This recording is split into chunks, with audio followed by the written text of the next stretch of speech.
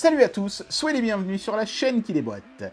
La vidéo d'aujourd'hui est sponsorisée par les caméras de surveillance pour la maison de chez EasyViz. Vous connaissez déjà cette marque si vous suivez la chaîne, j'ai déjà testé plein de produits de chez eux et j'ai toujours été super content. Le rapport qualité-prix est juste imbattable, l'application mobile a toujours évolué dans le bon sens, aujourd'hui c'est devenu vraiment ma marque de caméra connectée préférée et la preuve, il y en a 6 actuellement qui sont en train de surveiller ma maison. C'est vraiment une marque en laquelle j'ai pleine confiance et je suis très fier de pouvoir être sponsorisé par eux aujourd'hui. Vous vous en doutez, si on parle d'eux, c'est parce que pour le Black Friday, ils font quelques promotions sur certains de leurs modèles. 4 en particulier, dont je vous mettrai les liens dans la description de la vidéo. On va peut-être aussi mettre des petites vignettes là pour que vous puissiez voir un petit peu à quoi elles ressemblent. Ils font de tout chez EasyViz. Ils ont des caméras pour l'extérieur qui résistent au vandalisme et à l'humidité. Ils ont des caméras sur batterie.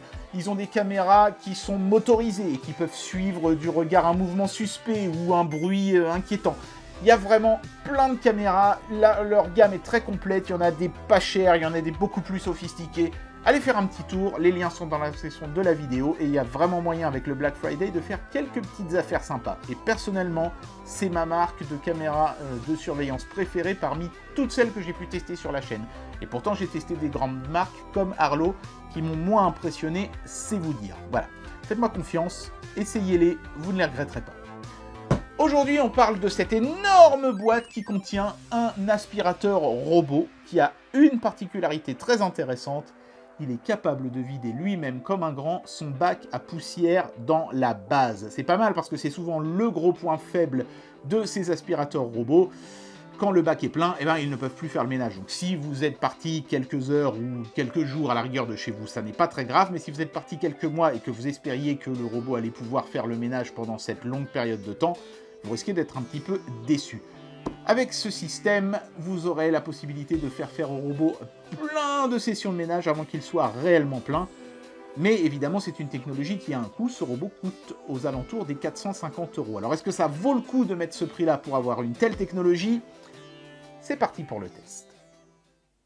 Bien, alors volume très impressionnant de la boîte oblige, je vais vous faire la découverte du carton et l'unboxing depuis le même angle de vue quasiment que la présentation et l'outro de chaque vidéo. Voilà, donc sur la façade avant de ce carton, vous pouvez voir une photo du produit et vous comprenez immédiatement comment va fonctionner la chose.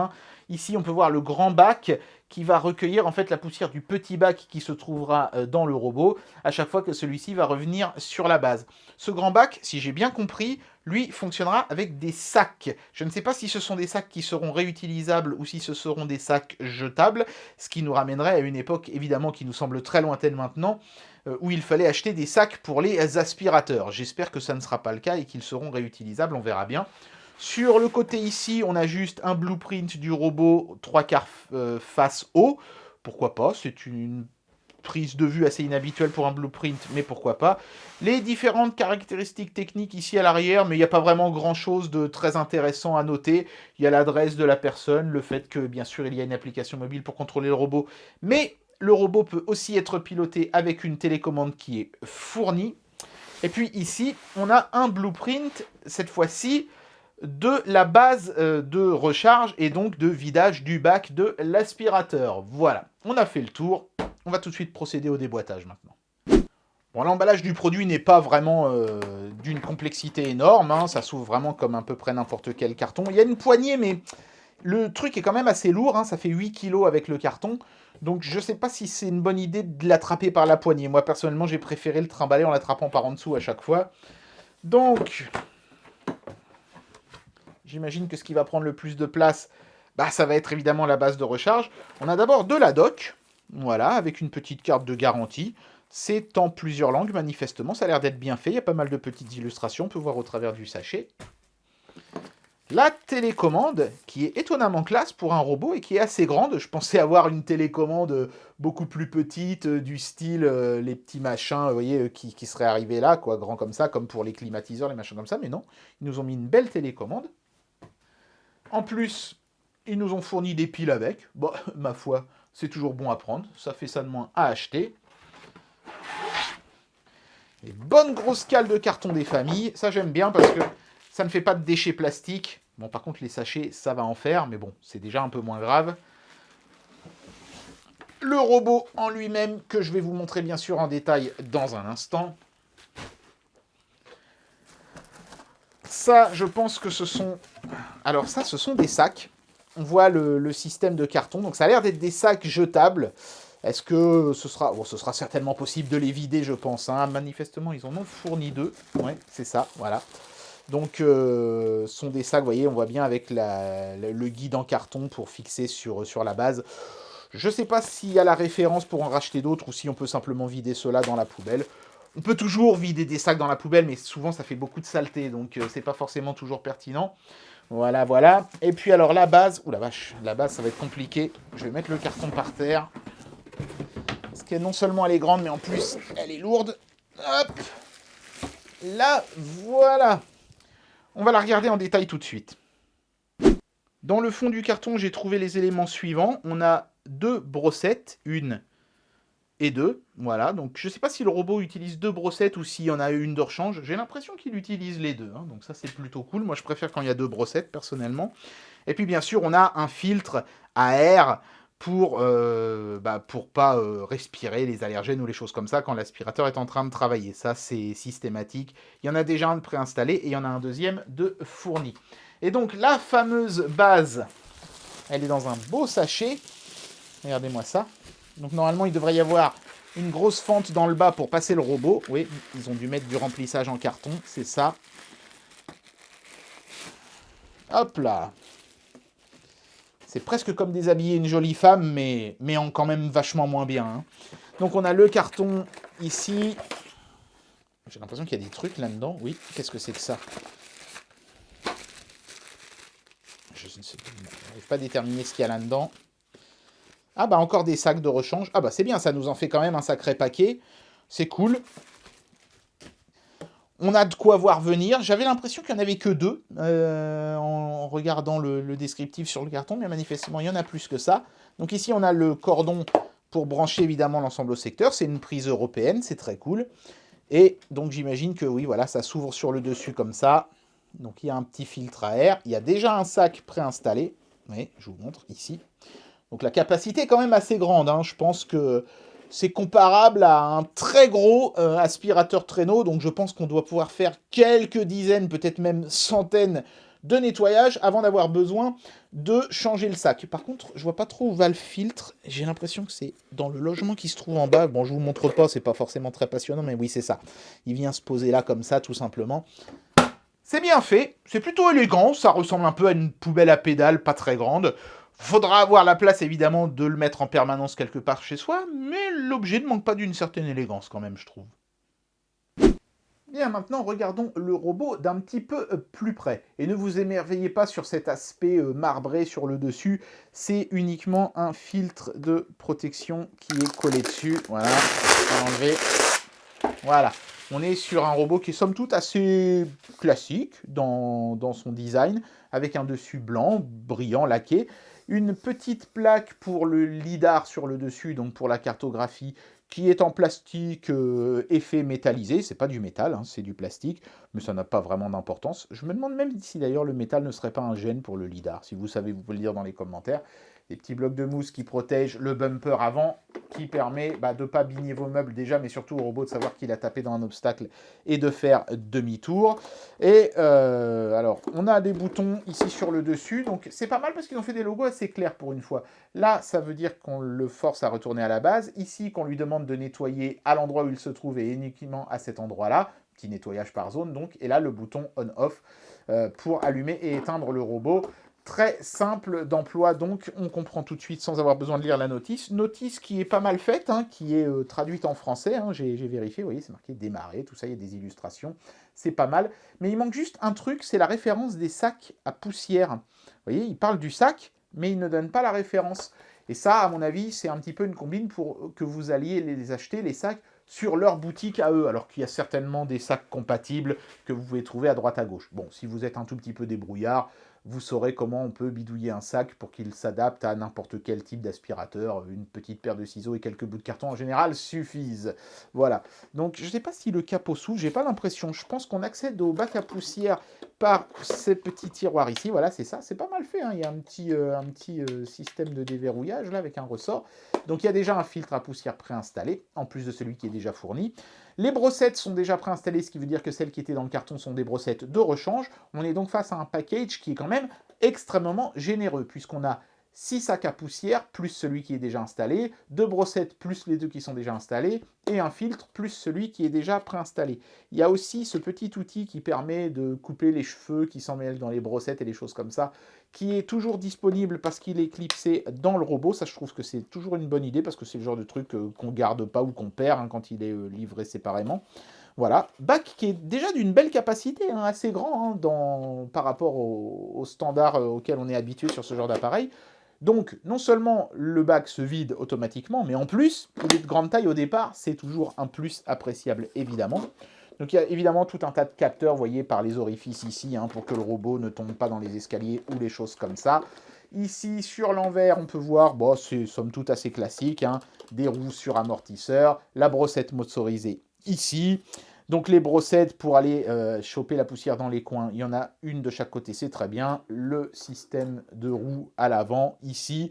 Et les plots pour la recharge sur la base. Il y a aussi des plots à l'arrière. Alors du coup, je ne sais pas trop si le robot peut se charger en faisant une marche arrière s'il le souhaite, ou si c'est redondant, ou si c'est juste un élément de design.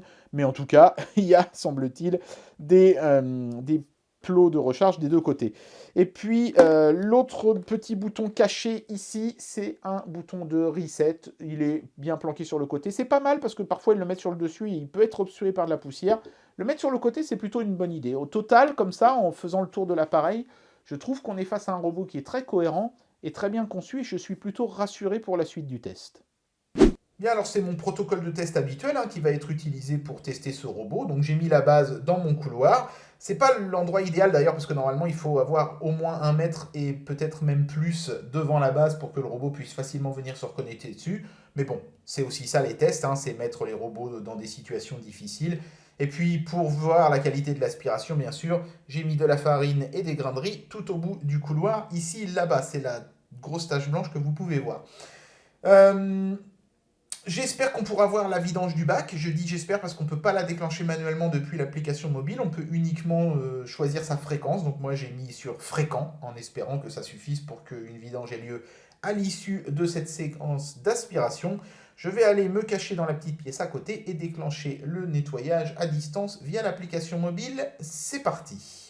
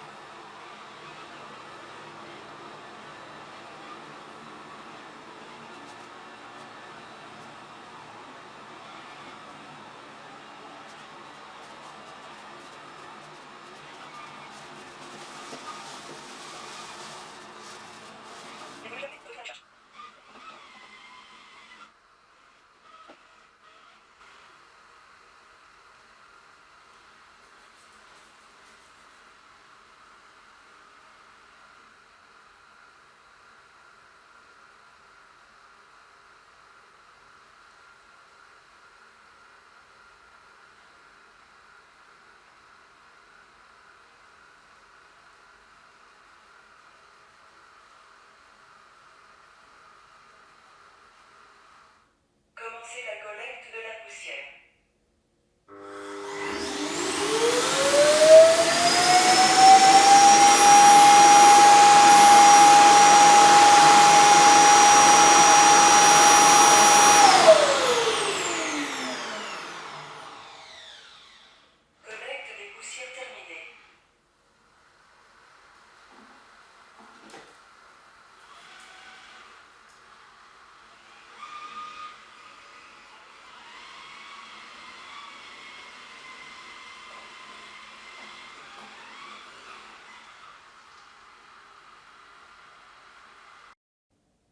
Voilà un petit agrandissement de la zone où se trouvait le plus de saleté dans le couloir.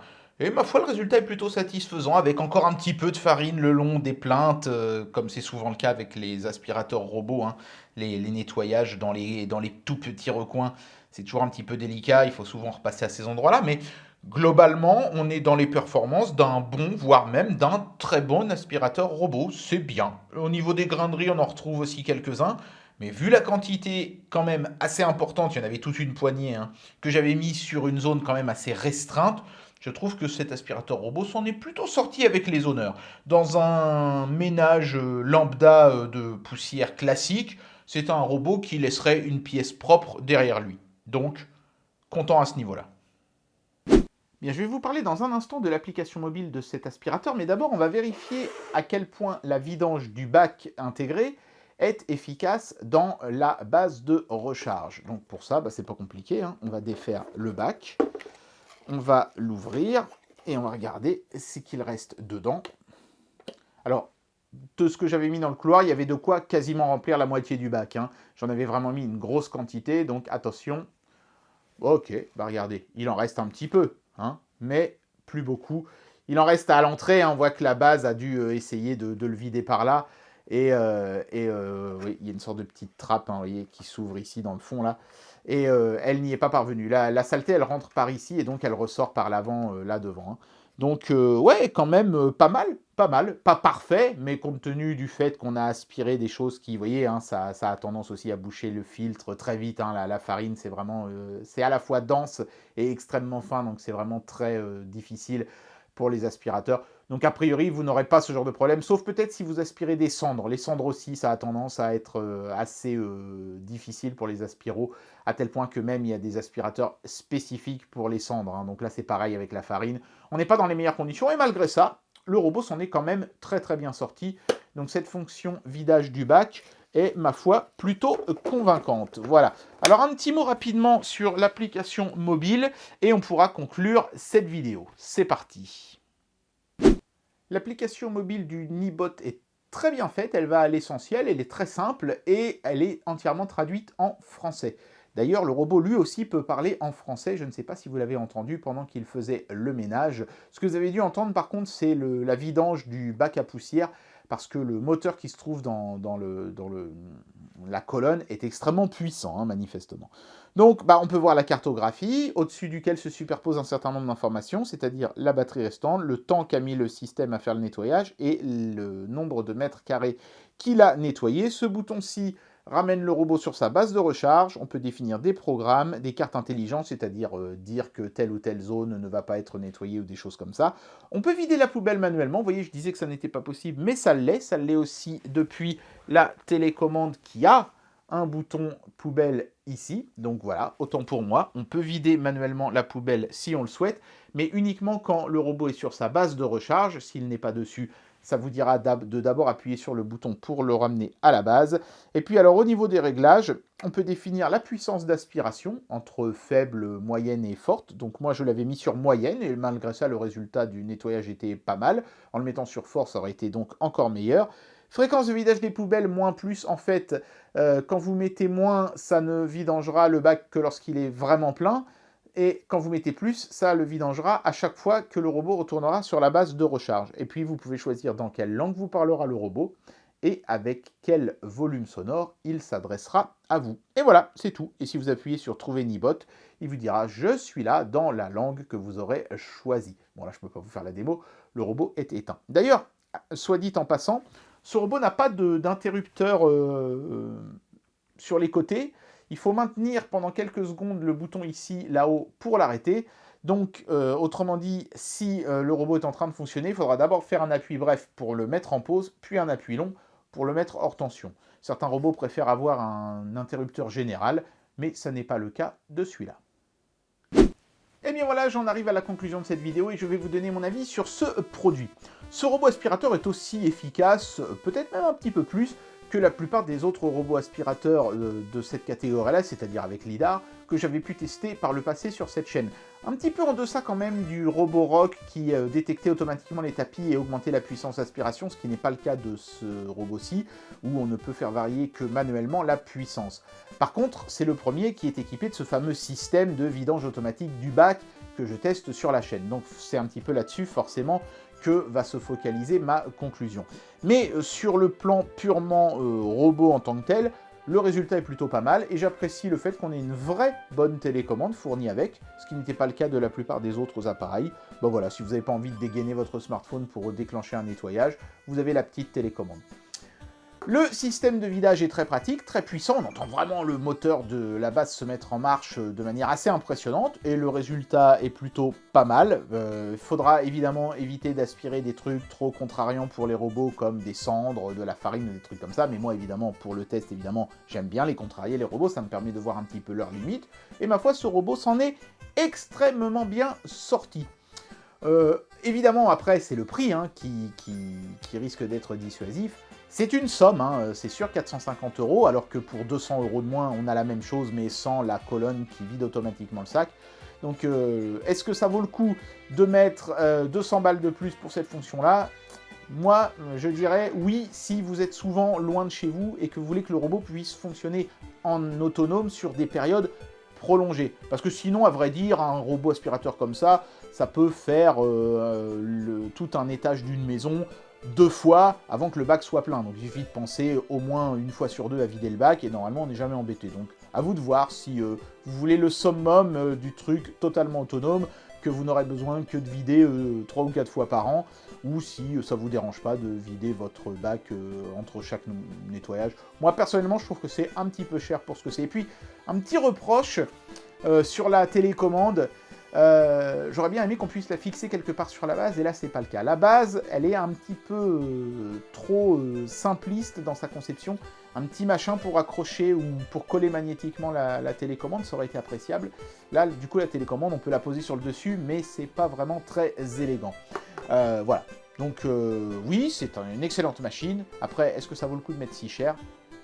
Personnellement, je suis un petit peu dubitatif. Mais en tout cas, le prix s'explique par une chose évidente, c'est que vous achetez 2 aspirateurs en fait, en achetant ce package. Vous achetez l'aspirateur robot, et puis un deuxième aspirateur qui se trouve à l'intérieur de la base, parce qu'il faut un moteur d'aspiration et tout un système de filtration et tout ça, dans la base aussi, pour vider le robot, et c'est pour ça que c'est cher. Donc, c'est normal, entre guillemets, que ce soit cher. Après, est-ce que ça vaut le coup de mettre ce prix-là? C'est cette question-là qu'il faudra vous poser avant de passer à la caisse. Et bien voilà, c'était le test de cet aspirateur robot à vidage automatique du bac à poussière de chez Nibot. Alors est-ce que ça vaut le coup de mettre 450 € dans une telle technologie? Ça dépendra, à mon avis, de 2 paramètres. 1, le niveau de vos finances, et 2, le degré de votre fainéantise. En tout cas, j'espère que cette vidéo vous aura plu, et moi je vous dis à très bientôt pour un prochain test. Allez, tchuss!